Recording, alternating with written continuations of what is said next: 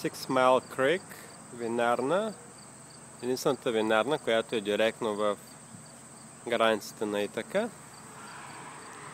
Тук по принцип около езерата наоколо се води, че има много винарни. Не е ясно колко е хубаво виното, но и тук се опитват хората.